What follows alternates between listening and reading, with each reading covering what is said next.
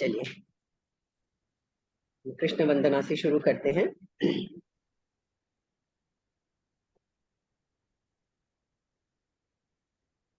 वसुदेव सुतं देवं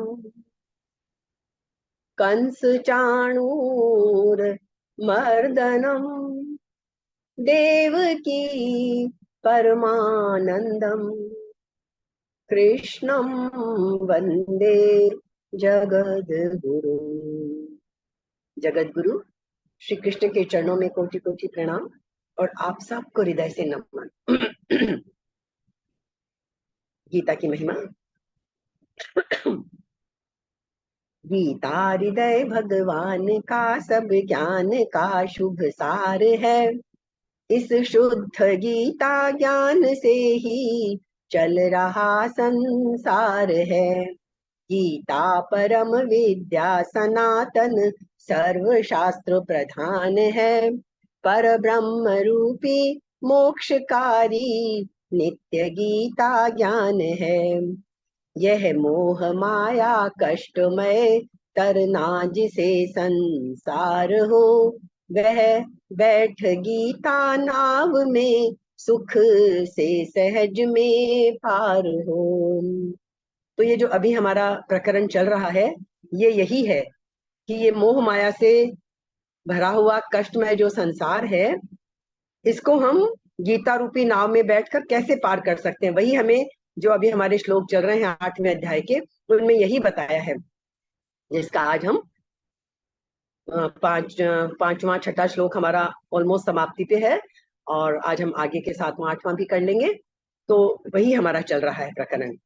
संसार के सब ज्ञान का यह ज्ञानमय भंडार है। श्रुति उपनिषद वेदांत ग्रंथों का परम शुभ सार है।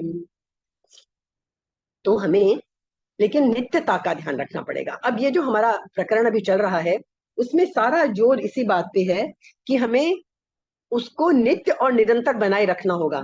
हम सोचें कि बस हमने समझ लिया, ये गीता का ज्ञान है, हमने ज्ञान हमें पता है, लेकिन हम करते कुछ नहीं है उसकी दिशा में, उससे बात नहीं बनेगी। और करना भी, और यही अभी हमारे ये जो 3-4 श्लोक प्रकरण चल रहा है ना, आज हम इसका समापन कर लेंगे। उसी में इतनी खास बात है कि स्मरण भी करना प्रभु का, लेकिन वो हृदय की गहराइयों से होना चाहिए, ऊपर ऊपर से नाम जपने से नहीं होगा। हृदय की गहराइयों से स्मरण हो, उसके निरंतरता हो, तब वो अंत समय में हमें याद आएगा और फिर अंत समय की चिंता ही नहीं रहेगी। यदि हम काम करते हुए निरंतर स्मरण में रहेंगे तो आज हम यही सब देखेंगे और इस प्रकरण को हम पूरा करेंगे। तो पिछला हमारा क्या चल रहा था कि हमने वो भ्रांति भी देख ली कि भाई अंतिम समय में भगवान को याद कर लो तो काम बन जाएगा। तो लोग सोचेंगे चलो जीवन भर तो एंजॉय करो, अपनी लाइफ जैसी चाहते हैं, अंत समय में याद कर लेंगे। तो वही भ्रांति कृष्ण ने दूर कर दी कि ऐसा नहीं होने वाला है। ये तुम ये मत समझ लेना कि किसी को नाम सुना दिया, किसी ने अंतिम समय में राम बोल दिया वो अजामिल की कहानी करके, वो भ्रांति पैदा करता है। अजामिल के अपने संस्कार थे जो गहराई तक थे। हम जानते हैं ना कि संस्कार हमारे इस जन्म के नहीं होते। इसका सबसे बड़ा प्रमाण आप देखिए, कितनी बार हमें स्वप्न आते हैं और हम कहते हैं इस बारे में तो मैंने कभी दूर दूर तक नहीं सोचा था, ये पता नहीं कैसा अजीब सा सपना आ गया मुझे। बोलते हैं ना हम कई बार कि इस बारे में तो मेरा कभी ख्याल ही नहीं गया। भाई जनरली हम सोचते हैं कि जो हम दिन भर सोचते हैं उसी वही हमें स्वप्न में आता है, वो ठीक है क्योंकि वो सबसे ऊपर होता है, लेकिन ऐसा नहीं है। कई बार हमें ऐसे ऐसे स्वप्न आ जाते हैं जिनके बारे में हम कभी कल्पना ही नहीं कर सकते कि इस तरफ तो हमने कभी सोचा ही नहीं था, ये हमें क्यों आ गया, ऐसा सपना हमें क्यों आ गया। वो ये है कि हमारे संस्कार को यही नहीं है जिनको हम जानते हैं। हमारे तो जन्मों जन्मों के संचित संस्कार हैं, कब कौन सा संस्कार किस वजह से उभर के ऊपर आ जाए। तो इसीलिए इसमें भी हम अभी जो कर रहे हैं, हमारा प्रकरण चल रहा है, उसमें भी हमारा यही है कि जो मृत्यु के समय जो संस्कार सबसे ऊपर होता है वही हमारी अगले जन्म का कारण बन जाता है। तो हमने देख लिया था कि प्रभु का स्मरण अंतिम समय में भय से नहीं करना है कि अरे अब तो मृत्यु आ गई, स्मरण कर लें, अब तो जीवन तो बचा नहीं, नहीं तो पता नहीं क्या हो जाएगा। वो जो भय से स्मरण करते हैं वो नहीं, प्रभु का स्मरण आनंद पूर्वक होना चाहिए। वो तभी होगा जब हमने जीवन भर उसमें आनंद लिया होगा, उसमें रस लिया होगा। यदि जबरदस्ती मान के कि 3 घंटा मुझे तो पूजा करनी ही करनी है, बहुत लोग रिचुअल बना लेते हैं और मैंने बहुतों को देखा है कि बाद में इससे हटते हुए भी देखा है। 3-3, 4-4 घंटे, 5-5 घंटे खाली रिचुअल की तरह पूजा करते हैं। पूजा करने में कुछ भी कमी नहीं है, कोई भी तरीका ठीक है, पर वो हृदय की गहराई से होना चाहिए। खाली फॉर्मेलिटी के लिए पूजा करनी है कि भाई बस हमारे घर में मंदिर है या हम मंदिर जा रहे हैं, पुजारी जी वहां कर रहे हैं, बस ये रिचुअल करना है, या यज्ञ हवन वगैरह भी किए, एक वेदी बना ली, रिचुअल की तरह कर लिया, तो नहीं। उससे हमारे अंतर में जब तक वो चीज नहीं अंदर से नहीं आएगी, अंतरतम से नहीं आएगी, पूरे गहराई से नहीं आएगी, तब तक वो हमें फायदा नहीं देगी। रिचुअल की तरह तो हम सारे और दुनिया के काम कर रहे हैं, ठीक है, अच्छा है कि चलो कम से कम रिचुअल से ही सही भगवान का नाम तो आ रहा है, कभी अंदर से भी आ जाएगा, अंतरतम से भी आ जाएगा, लेकिन दुनियावी कामों में भी और सब में भी महत्व है अंदर की गहराई का, अंदर के भावों का। आप कुछ भी कर लो, ऊपर से किसी का कितना भी दिखावा कर लो, अंदर में वो भाव यदि नहीं है तो वो आपका उस तक नहीं पहुंचेगा। दिखावे की चीजें नहीं पहुंचती है। तो हमने ये देख लिया था कि भय का भी नहीं होना चाहिए। अखंड जाप का भी हमने देख लिया था कि यही प्रयोजन होता है, अखंड जाप करते रहो, क्योंकि पता नहीं कौन सा क्षण अंतिम क्षण हमारा आ जाए। लेकिन वो अखंड जाप भी ऐसा नहीं होना चाहिए कि रामायण का अखंड पाठ चल रहा है, माला हाथ में फिर रही है, माला तो मन कर में फिरे और मनवा तो चहुं दिशि फिरे। कबीरदास जी ने कहा ना, माला तो हाथ में फिर रही है, मन चारों दिशाओं में घूम रहा है, तो ऐसी माला का कोई फायदा हमें नहीं मिलेगा। तो कृष्ण ने ये खतरा भी समझ लिया था और उन्होंने तत्काल दूसरा सूत्र अर्जुन को बताकर और फर्क भी बता दिया कि अंत समय में जो भाव होगा, व्यक्ति उसी भाव को उपलब्ध हो जाता है ना। उसकी कहानी हमने पिछली बार चर्चा की थी कि हम भर्तृहरि की कहानी, वो भरत मुनि की कहानी सुनेंगे, वो आज हम कर लेंगे। ये बड़ी वैज्ञानिक व्यवस्था है। रात का अंतिम विचार, एग्जाम्पल ही देख लें, रात का अंतिम विचार सुबह का पहला विचार होता है। याद करिए कभी जरा सा, रात को जिस चीज की हम चिंता लेके सोते हैं वही हमारा सुबह का पहला विचार होता है। कभी चेक करें तो, हम गहराई में चेक ही नहीं करते, उठते से ही तो हम लग जाते हैं। जबकि बोलते हैं कि जैसे सोते वक्त हमें कम से कम 2 मिनट, 5 मिनट, कुछ सेकंड्स अपने आप को दिन भर की क्रियाओं से काट कर, और चाहे कुछ सेकंड के लिए ही सही, अपने आप को अलग कर लेना चाहिए कि बस अब प्रभु तेरी शरण में आ रहा हूं मैं। तो इस तरह का कुछ अच्छा भाव बनाकर हमें सोना चाहिए, ना कि दिन भर में जो क्रियाएं की हैं उन्हीं को पॉन्डर करते रहे, उन्हीं पे सोचते रहे, उन्हीं पे सोचते रहे। ऐसा नहीं, उनसे कुछ फायदा लेना है, कुछ समझना है, वो ठीक है, देख लिया, लेकिन सोते वक्त फिर सब बोलते हैं ना, हर चीज को पैरों की तरफ डाल दो, खत्म कर दो और फिर चैन से सो जाओ।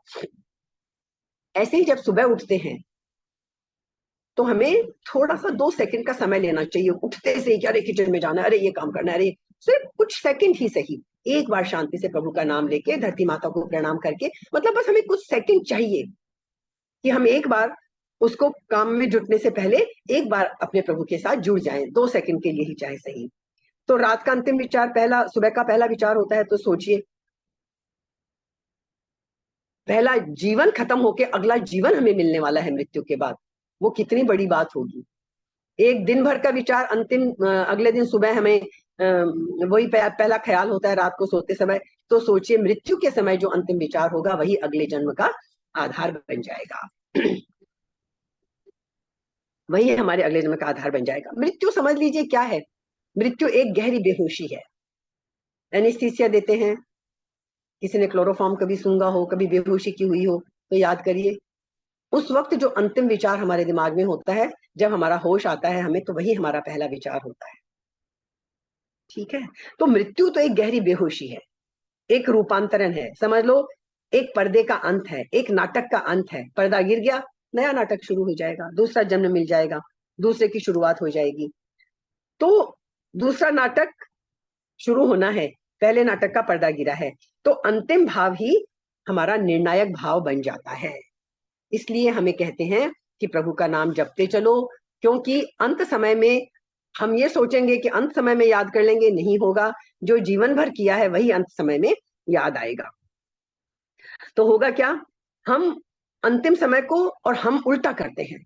हम तो अपने अंतिम समय को इतना घटिया बना लेते हैं, हॉस्पिटल में एडमिट हैं, नलियां लगी है, सबकी नहीं कह रही हूं, पर जिनकी भी होती है। इसीलिए कभी कभी मन में आता है, यदि डॉक्टर ने कह ही दिया है तो उस वेंटिलेटर पे रख के, जहां तक आशा है कुछ रिवाइव करने की, तो जरूर जीवन कीमती है, जीना चाहिए। लेकिन कई बार हम अननेसेसरी घसीटते हैं, हिम्मत नहीं करते घर वाले कि जस्ट बस सांसें चल रही हैं और वो अंतिम समय उसमें मृत्यु शैया पे पड़े हैं। लेकिन हाँ, यदि आप अंदर में शांति में चले गए हैं तो फिर हॉस्पिटल का बेड हो, कुछ भी हो, कोई फर्क नहीं पड़ता, पर अंदर वो भाव चलना तो चाहिए।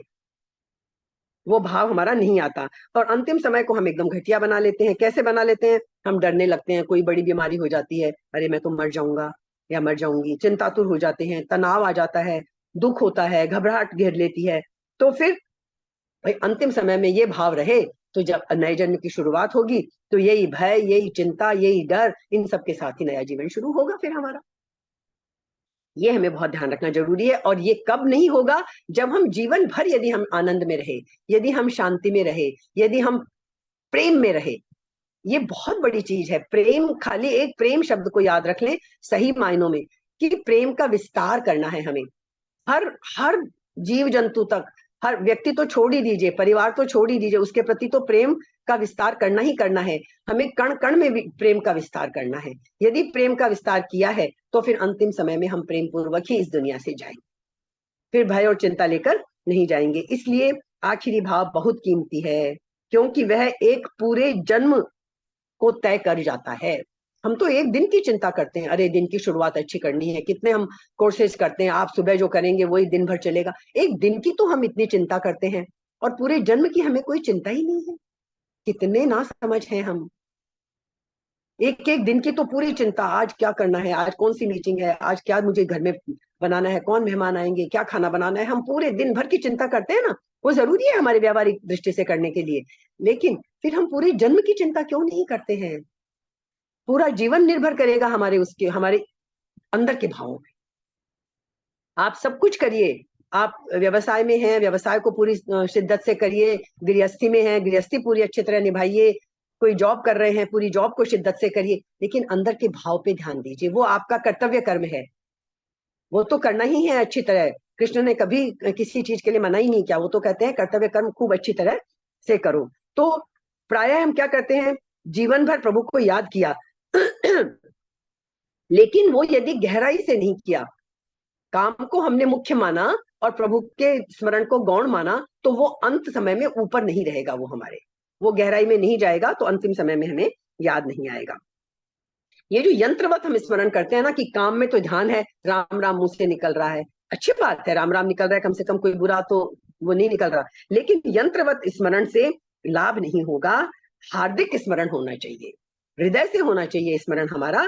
जैसे हम कहते हैं ना, कभी किसी से यदि हमने सच्चा प्रेम किया है, सच्चा प्रेम, तो वो हमें बरबस याद आ जाता है, उसके लिए हमें प्रयत्न नहीं करना पड़ता। यदि सच्चा प्रेम किसी से किया है, जिससे भी हमें किसी से है, तो हमें उसको याद करना नहीं पड़ता है। जैसे एक छोटा सा उदाहरण, मैं ये नहीं कहती कि सभी को है, पर माँ को अपनी संतान के प्रति सच्चा प्रेम होता है, तो जब तक वो छोटा है तब तक तो होता ही है, बड़ा होने के बाद तो बड़ी इक्वेशन बदल जाती है, संतान से भी माँ बाप के पंगे शुरू हो जाते हैं। लेकिन जब तक वो बच्चा है, जब तक माँ को उसकी चिंता है, सच्चा प्रेम है, तो उस संतान को माँ को याद नहीं करना पड़ता, वो हर क्षण उसे स्मरण रहता है। वो यदि उसे छोड़ के कहीं काम पे भी जाती है, ऑफिस में भी जाती है, तो स्मरण उसको उस अपने बच्चे का ही रहता है, मेरा बच्चा घर पे ठीक से होगा ना, सीसीटीवी कैमरा लगाएगी, ऑफिस में भी उसको देखेगी। ये ऐसा भाव हमारा प्रभु के प्रति क्यों नहीं होता? होता ही नहीं है, क्योंकि हमारा बच्चे के प्रति सच्चा प्रेम है। ईश्वर का तो स्मरण हम काम समझ के, कभी डर समझ के कि नहीं करना चाहिए, या संस्कार व सुन सुन के कि भाई करना चाहिए, कर लेते हैं, ऐसे नहीं। प्रभु का स्मरण हार्दिक भाव से, हृदय से करेंगे तो हमें फायदा होगा। जैसे एक इंग्लिश का एक वर्ड है ना, फॉल इन लव, वो सचमुच प्रेम में गिरना ही होता है। यदि वो एक बार तो इतना प्यार हुआ कि उसके लिए दुनिया छोड़ देंगे, सबसे लड़ लेंगे, कुछ भी कर लेंगे, लेकिन वो है फॉल इन लव, प्यार में गिरना। हमें प्यार में गिरना नहीं है, क्या करना है हमें? टू राइज इन लव, हमें प्रेम में ऊपर उठना है, और वो है भगवान का प्रेम। तो ये भाषा भाषा की बात है, फॉल इन लव वो बस वो क्षणी की होती है, फिर चीजें फॉल इन लव, और साल 2 साल बीते और वही फॉल इन लव, वो सारे झगड़ों में बदल जाती हैं बातें। तो ये बहुत जरूरी है कि हृदय से हो, कोई भी चीज हो वो हृदय से हो, दिल से हो हमारे, तो ईश्वर का प्रेम जो है वो हमें जीवन में ऊपर उठाता है, नीचे नहीं गिराता है। ठीक है, तो अब ये हमारा 5वां और 6ठा दोनों श्लोक हो गए हैं। कुछ इनका एक दो चीजें और जो बहुत बहुत कीमती है ये हमारे व्यवहार के लिए, इसलिए मैं एक दो चीजें इसकी और देख लेती हूँ कि जैसे एक हमें करना क्या चाहिए, हमें इसके लिए एक तरीका अपनाना चाहिए कि जीवन भर हम मृत्यु को याद रखते हुए जिए। जैसे बोलते हैं ना बार बार कि मृत्यु को कभी भूले नहीं, ये एक बहुत बड़ा सूत्र है। मृत्यु को यदि हम जीवन भर याद रखेंगे तो हम कभी फिर गलत कामों की तरफ नहीं जाएंगे, नहीं जाएंगे। पर मृत्यु को हमें हर वक्त हर घड़ी याद रखना होगा कि कौन सी घड़ी मेरी अंतिम हो जाए, मुझे क्या पता है। ये सब जिसमें मैं उलझी पड़ी हूँ, उलझा पड़ा हूँ, पता नहीं किस घड़ी इसका अंत हो जाए। तो मृत्यु को हमेशा याद रखेंगे तो हम कभी गलत काम करने से पहले हमारा हाथ रुकेगा, हमारा एक क्षण के लिए हमारे कदम डगमगाएंगे, किस लिए गलत काम करना है, मैं तो ये सब कर करा के मरना ही है ना, मर ही जाऊंगा ना, क्या रह जाएगा मेरे पास जो मैं इस इतने से पैसे के लिए, इस इतनी सी चीज के लिए इतना धोखा दे रहा हूँ किसी को। कदम रुकेंगे, ये हमें ध्यान रखना चाहिए। जैसे एक छोटी सी कहानी आपको बताती हूँ, संत एकनाथ का नाम आप सबने सुना होगा। बहुत ही सरल जीवन जीते थे, प्योर आत्मा थे, ऐसे ही संत नहीं कहलाते। असर पड़ता है उनके संपर्क में आते ही, आपको उनका ऑरा आकर्षित करता है, आप समझते हैं तो संत आत्मा है। और कोई बहुत वैसी आत्मा होती है, आप उसके संगत में बैठ के आपको बेचैनी होती है कि अरे कब हटूं यहाँ से। आप ये निश्चित समझ लीजिए कि कोई आत्मा कितनी प्योर है, उसकी संगत में बैठ के आपको सुकून मिलेगा, आपको अच्छा लगेगा। और यदि कोई अंदर से द्वेष पाले बैठा है आपके प्रति और ऊपर से हंस के बोल रहा है, आपको आपको और कुछ हो या ना हो, अंदर से महसूस हो जाएगा कि नहीं, ये जगह मेरे लिए सही नहीं है, यहाँ मुझे समय नहीं बिताना है, इस संगत में मुझे ज्यादा देर नहीं बैठना है। तो उनका जीवन बड़ा सरल था, ना कभी क्रोध आता, ना किसी से झगड़ा करते, ना किसी को कुछ बोलते। तो एक दिन एक व्यक्ति उनके पास गया और बोला, आप कैसे इतने सरल रह लेते हैं, ना कभी किसी को डांटते हैं, ना कभी कोई झगड़ा करते हैं, कोई कुछ भी आपको पूछ लेता है, बार बार पूछ लेता है, कुछ भी कह देता है, ऐसे ही बुद्ध को हम जानते हैं। तो उन्होंने कहा कि अच्छा चलो, ये बात तो मैं तुम्हें बाद में बताऊंगा। संत है ना, तरीका था अपना जवाब देने का। बोले तुम मेरी बात छोड़ो, मुझे लगता है कि तुम्हारी मृत्यु 1 हफ्ते में होने वाली। वो तो बंदा एकदम वो हो गया, एकदम भागा घर की तरफ। अब तो बस संत ने कहा है, एकनाथ जी ने कहा है, गलत तो हो नहीं सकता। वो 1 हफ्ता अपना लग गया, अपना जो भी उसे करना था, अपने घर चला गया। 6 दिन बीत गए, बीमार पड़ गया, मृत्युशैया पे आ गया। अब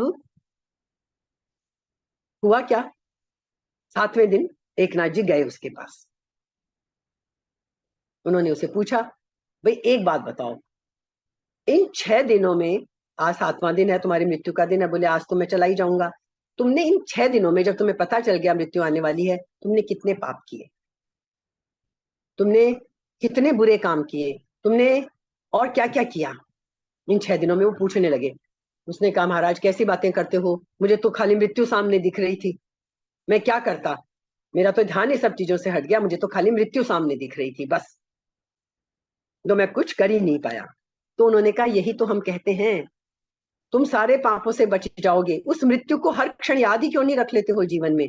मैंने कहा कि हफ्ते भर बाद मृत्यु होगी, तो तुम्हारा ध्यान गया उस तरफ, जबकि सच्चाई यही है कि मृत्यु किसी भी क्षण आ सकती है, इसलिए हर क्षण उसको याद रखो।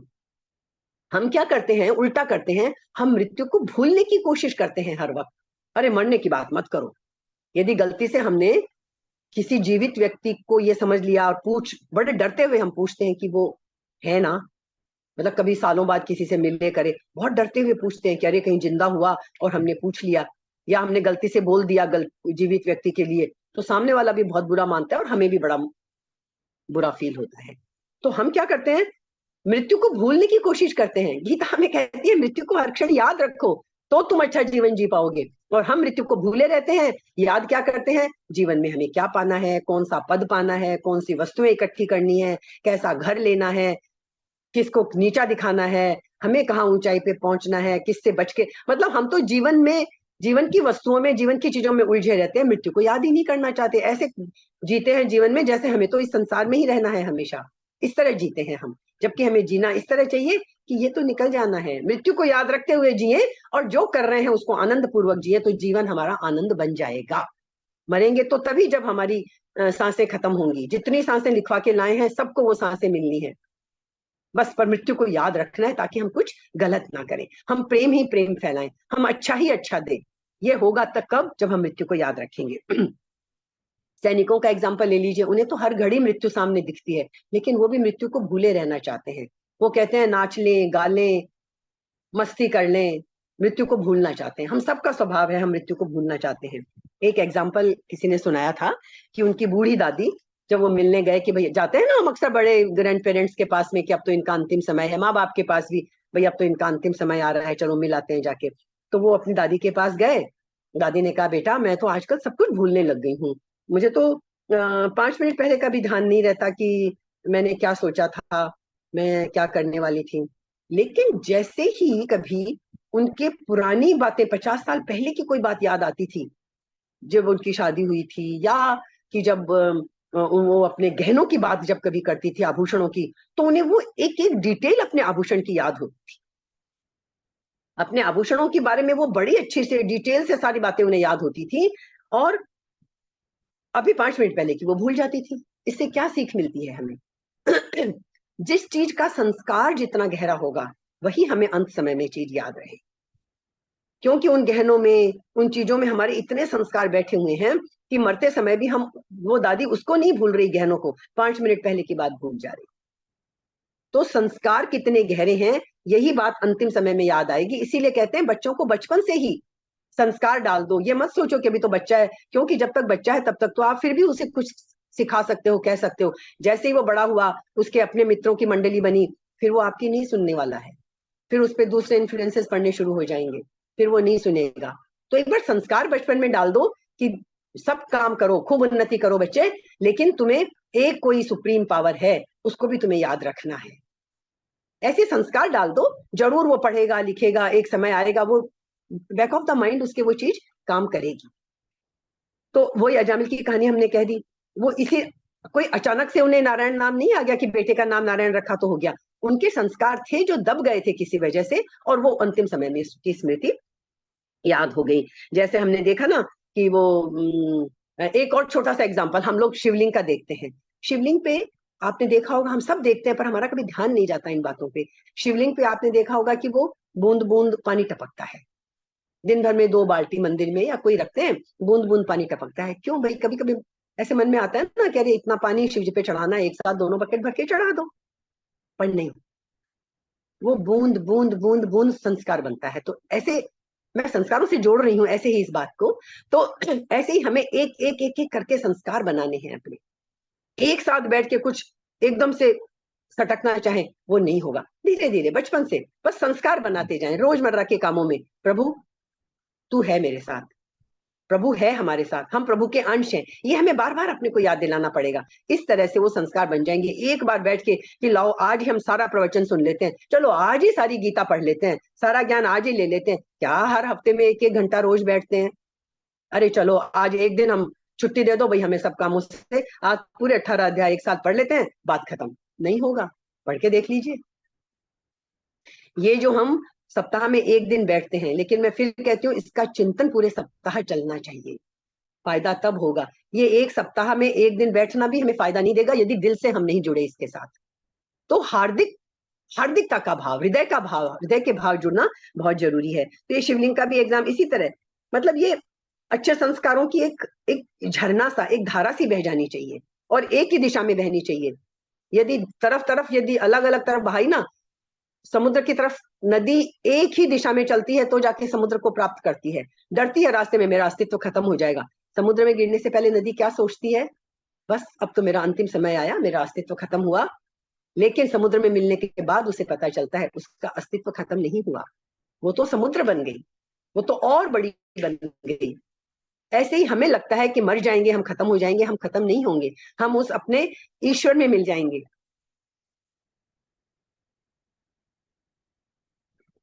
हम तो और बड़े बन जाएंगे, ईश्वर ही बन जाएंगे, कितनी बड़ी बात है। तो लेकिन ये हमें चाहिए, क्षण क्षण चाहिए हमें, तो जैसे वो भरत मुनि का आप उदाहरण देख लीजिए। राजा थे भरत, और राज्य पाठ सब छोड़ के और तपस्या करने चले गए। खूब भगवान का भजन किया, बहुत अच्छी तपस्या की। लेकिन एक दिन क्या हुआ, उन्होंने देखा कि एक हिरणी शिकारी के डर से, गर्भवती थी, और वो शिकारी के डर से पानी में कूद गई, डर कर। वहीं उस का जो गर्भवती थी, तो डर के मारे उसका हिरण का बच्चे का जन्म हो गया, हिरणी मर गई। अब दया करुणावश उन्होंने उस बच्चे को पानी से निकाला, भरत जी ने, और उसकी अपने आश्रम में ले आए। उसको सार संभाल की, उसकी सेवा करने लगे, और धीरे धीरे वो बस उसको छोड़ ही नहीं पाए। क्या किया उन राजा भरत राजा ने, फिर बस उसको इतना प्यार, उसकी इतनी चिंता होने लग गई, वो उसी में डूबे रहने लग गए, उसको चिपटा के रखने लग गए, हर वक्त उसी को साथ लेके सोने लग गए। इतना ज्यादा आसक्ति हो गई उस हरिण के शावक में, उस बच्चे में उनकी, कि अंतिम समय जब उनकी मृत्यु होने लगी तो उन्हें लगा, अरे इसको कौन देखेगा। उनके सबसे ऊपर भाव ये आया कि मेरे बाद इस बच्चे को कौन देखेगा। जैसे कभी कभी बड़े होने के बाद तो नहीं, लेकिन बच्चा छोटा होता है और कुछ होने लगता है, तो माँ बहुत मुश्किलें होती है तो भी मरना नहीं चाहती। आजकल हम देखते हैं ना कि बहुत सारे डिवोर्सेज और सबके होते हैं, इतनी तकलीफें मिलती हैं लेडीज को कई कई जगह, लेकिन वो फिर भी मरना नहीं चाहती हैं कि मेरे बच्चों को कौन देखेगा, जब तक वो बच्चे उसके ऊपर आश्रित हैं। बड़े होने के बाद भी तो ये जो भाव है, तो उनको लगा, अरे मेरे बाद इसकी चिंता कौन करेगा। ये भाव उनके अंदर था, उसी में प्राण अटके हुए थे, उनकी मृत्यु हो गई, तो अगले जन्म में वो हरिण बन के आए, जबकि इतनी साधना की थी उन्होंने। हरिण बन के आए, लेकिन उनको पूर्व जन्म की स्मृति भी थी। तो जंगल में रह के भी वो कहाँ रहते थे, संतों के आश्रम के आसपास रहते थे, उनके ही अच्छे वातावरण में रहे। वहीं जब उनका अंतिम समय आया, उनकी मृत्यु हुई और उन्हें अपनी स्मृति बनी हुई थी, तो फिर वो मनुष्य के शरीर में उन्होंने जन्म लिया, और उनका नाम क्या कहलाया, जड़ भरत। जड़ भरत मुनि, भरत राजा थे, राजा भरत थे, फिर वो बहुत प्रसिद्ध मुनि हुए हैं। तो इसलिए हमने ये देखा कि अंतिम समय, ये हमने बहुत ध्यान से इसको देखा है, क्योंकि ये हमारे लिए एक सूत्र है। जीवन भर काम करो, लेकिन हृदय में ईश्वर को याद रखो। तो एक भजन है, आप सबने सुन रखा होगा, उस भजन को अपने जीवन का लक्ष्य बना लीजिए। बहुत अच्छा भजन है, मुझे भी अभी ये करते हुए याद आया। कृष्ण गोविंद गोपाल गाते चलो, है ना, मन को विषयों के विष से हटाते चलो। हमारा तो एक एक भजन पूरी की पूरी गीता है कि काम करते रहो, काम करते रहो, नाम जपते रहो। बस काम करते रहो, नाम जपते रहो। कौन मना करता है काम करने को। ये भजन समझो पूरी गीता का सार है। कृष्ण गोविंद नाम गाते चलो, मन को विषयों के विष से हटाते चलो, नाम जपते रहो, काम करते रहो। सो हर समय ईश्वर का ध्यान हमें रखना है। ये हमारा मेरे समझ में काफी हमने कर लिया, क्योंकि ये हमारे लिए बहुत जरूरी है। एक प्रैक्टिकल टिप है, हमें गीता पढ़ के नहीं छोड़नी है, हमें उसको हृदय में धारण करना है। हर काम करते हुए हमें याद रखना है कि हमें ईश्वर का स्मरण करना है। ये हमने कर लिया। अब हम 7वें श्लोक पे आ जाते हैं एक बार, जितना भी समय है हमारे पास। तो जब अंतकाल के स्मरण के अनुसार ही गति होती है, ये बात हमें खूब अच्छी तरह समझ ली हमने। तो फिर अंतकाल में भगवान का स्मरण होने के लिए मनुष्य को करना क्या चाहिए। गीता कोई प्रश्न अनुत्तरित नहीं छोड़ती, हर चीज का जवाब देती है। कृष्ण आपको ज्यादा भटकने नहीं देते, तुरंत आपको जवाब दे दिया कि भाई कैसे करें अंत समय में। वैसे तो समझा चुके कि दिन जीवन भर जब याद रखेंगे तो वो चीज याद आएगी, हमने बहुत एग्जाम्पल देख लिए। अब इसका उपाय आगे के श्लोक में कृष्ण फिर बता दे रहे हैं अर्जुन के माध्यम से हम सबको। क्या कहते हैं, तस्मात् सर्वेषु कालेषु मामनुस्मर युध्य च, मय्यर्पित मनो बुद्धिर मामे वैश्यस्य संशयम्। मैं संधि विच्छेद कर दूंगी। इसका दूसरा जो पंक्ति है, देखिए एक श्लोक, ये संस्कृत भाषा के अलावा आपको ऐसा कहीं नहीं मिलेगा। संस्कृत में तो ऐसे ऐसे शब्द हैं, 3-3 4-4 पेज का एक शब्द संधि करके, उसका समास विग्रह करके एक शब्द बना देते हैं। ये विद्वता, ये जो संस्कृत भाषा की है, ये हर जगह नहीं मिलेगी आपको। एक और वर्ड यहाँ पे आया, याद रख के मैं आपको बताऊंगी, माम अनुस्मर।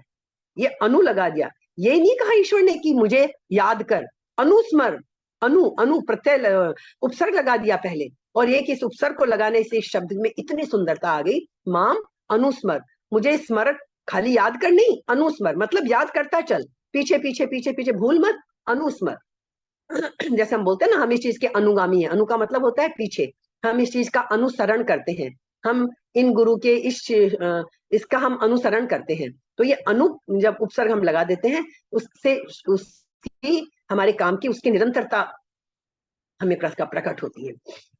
तो हम इसका संधि विच्छेद करके समझ लेते हैं। क्या कहते हैं कृष्ण? तस्मात् सर्वेषु कालेषु, इसलिए अर्जुन तू सब समय में क्या कर? माम अनुस्मर, मेरा स्मरण कर, अनुस्मर, मुझे बार बार याद कर, अनुस्मर करता रहे याद। ये नहीं कि हाँ चलो कृष्ण तूने कहा है, भाई भाई है ना, इसलिए वो तूने बोल सकते हैं कि तुमने कहा है मैं तुम्हें याद कर लेता हूँ और युद्ध करता हूँ, नहीं, अनुस्मर, भूलना मत तू मुझे, याद कर याद कर याद कर। और युद्ध चय, और युद्ध भी कर। एक श्लोक ध्यान से पढ़ ले, पूरी गीता समझ में आ जाएगी। तू मेरा अनुस्मरण याद करता चल मुझे, और युद्ध चय, वही काम करता चल, गोविंद का नाम लेता चल। युद्ध और युद्ध भी कर। फिर क्या कर? अब ये जो नीचे वाला वाक्य है, इसकी मैं एक एक संधि बता देती हूँ। इसमें कितने शब्द हैं? इस आधे सेंटेंस में एक शब्द बनाया हुआ है, मयि अर्पित मनोबुद्धि मामे वैश्य संशयम। इसके संधि विच्छेद करते हैं, मयि अर्पित मनोबुद्धि असंशयम माम एव एष्यसि। 6 वर्ड्स को मिला के एक शब्द बनाया है। क्या कहते हैं? युद्ध भी कर, मयि अर्पित मनोबुद्धि, मुझ में मन और बुद्धि को अर्पित करने वाला बन। सबसे पहले तो मन और बुद्धि को मुझ में अर्पित कर, फिर युद्ध कर, कुछ भी कर तू, दुनिया में दुनिया का हर काम कर तू, लेकिन मयि अर्पित मनोबुद्धि, मन और बुद्धि को मुझ में अर्पण करने वाला तू बन जा। फिर क्या होगा? असंशयम, निसंदेह, कोई डाउट नहीं है, इतना सा भी डाउट नहीं है। यदि मन और बुद्धि को ईश्वर में अर्पित करके जीवन में जिए तो असंशयम, निसंदेह। मैंने पिछली बार एक बात की थी ना, निर्भय और अभय, तो निसंशय नहीं कहा है इसमें, असंशयम, असंशयम निसंदेह मामेव एष्यसि, मुझे ही प्राप्त होगा, पूरी गारंटी दे रहे हैं यहाँ पे कृष्ण। लेकिन ये नहीं कि अंतिम समय में एक बार नाम ले लिया, किसी के कहने से राम बोल दिया, या मतलब हृदय से बोला तो ठीक है, या कि भाई हमने उसके मुंह में नाम फूंक दिया तो उसके वो हो जाएगी, ऐसा नहीं होता है। तो यदि तुम मुझ में ही मन और बुद्धि को अर्पित करके जीवन भर जीवन बिताएगा तो निसंदेह मुझे ही प्राप्त होगा। ये 7वां श्लोक है। इसको विस्तार से बताने के पहले मैं चलिए इसका हम एक बार थोड़ा सा, ज्यादा नहीं समझने की जरूरत है। जो 7 प्रश्न अर्जुन ने पूछे थे, ये इन 7 में ही कृष्ण ने उनका जवाब दे दिया है। 7वें श्लोक तक सबका जवाब दे दिया, उसके एक एक प्रश्न का जवाब कृष्ण ने दे दिया कि तू सब समय में मेरा स्मरण कर, सब समय, सर्वेशु कालेशु।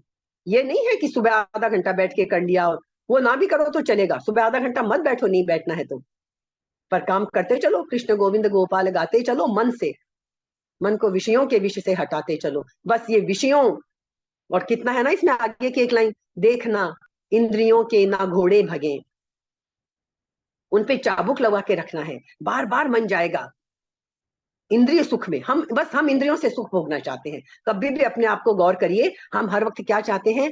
अच्छा सुनना, अच्छा खाना, अच्छा बोलना, अच्छा, मतलब हम सब कुछ अच्छा स्पर्श, मतलब हर वक्त हमको इंद्रियों से सुख चाहिए बस। तो इन इंद्रियों पे हमें लगाम लगानी है। तो देखना इंद्रियों के ना घोड़े भगे, ये इंद्रियों के घोड़े जो तेजी से भाग रहे हैं, इन पे हमें चाबुक संयम का चाबुक लगा के रखना है। हमारे तो भजन ही पूरी गीता है। एक भजन याद कर लिया, लीजिए पूरी गीता याद आ गई। एक भजन शाम को बैठ के गा लीजिए भाव से, मन से, ये एक भजन में सारी गीता का सार आ गया।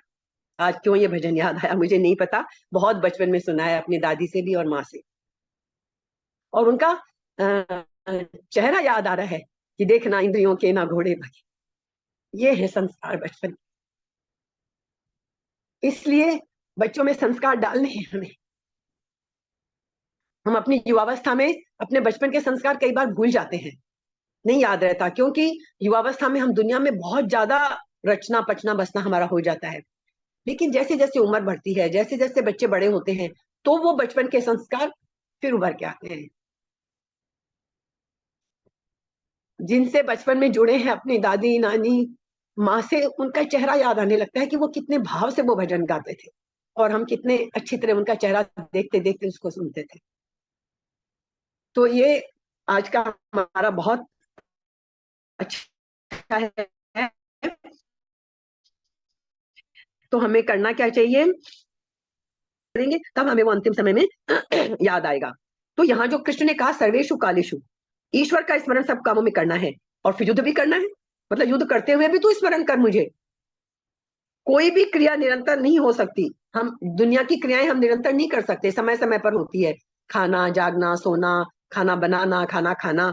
लेकिन ये बात सबके अनुभव की है कि क्रिया, हम एक सी क्रिया हर समय नहीं कर सकते, लेकिन भगवत प्राप्ति का जो उद्देश्य है, भगवान का स्मरण सब समय में हो सकता है। नहीं तो आप और कोई काम ऐसा नहीं है जो हर घड़ी कर सके भगवान का स्मरण, क्योंकि उद्देश्य की जागृति हरदम रहती है। यदि उद्देश्य हमारे बैक ऑफ द माइंड है कि मेरा लक्ष्य यह है कि मुझे अंतिम समय तक ईश्वर को याद करते हुए मरना है, तो वो लक्ष्य यदि हर वक्त याद रहेगा तो हम हर घड़ी ईश्वर की स्मृति हमें बनी रहेगी। तो सब समय में स्मरण करने के लिए कहने का तात्पर्य क्या है कि प्रत्येक कार्य में समय का विभाग होता है, हर काम में, लेकिन भगवान के स्मरण में समय का विभाग नहीं होना चाहिए कि बस ये सुबह का समय है मेरा तो भगवान को याद करने का, बाकी समय मुझे ईश्वर को याद करने की कोई जरूरत नहीं है। ये समय का विभाग नहीं होना चाहिए ईश्वर के स्मरण में, बाकी सबके लिए विभाग कर ले। युद्ध चय, ये कहने का क्या मतलब है कि तेरे सामने युद्ध रूपी कर्तव्य कर्म है, तुझे स्वतः प्राप्त हुआ है। यदृच्छया चोपपन्नम, दूसरा अध्याय याद करिए, तुमने खुद चाहा है ये युद्ध अर्जुन, तुम्हारी इच्छा से ये युद्ध तुम्हारे सामने आया है, अब इससे भागने की कोशिश मत करो। मनुष्य जीवन मिला है, मनुष्य जीवन का हर कर्तव्य पूरा करना है, भागना नहीं है हमें इससे। यदृच्छया चोपपन्नम, मनुष्य जन्म हमें मिला है, ऐसे ही मनुष्य को कर्तव्य रूप से जो भी प्राप्त हो जाए, माँ है तो माँ के रोल में, व्यापारी है तो व्यापारी, जो भी रोल मिला है, जो भी हमें करने को मिला है, नाटक में भी जो रोल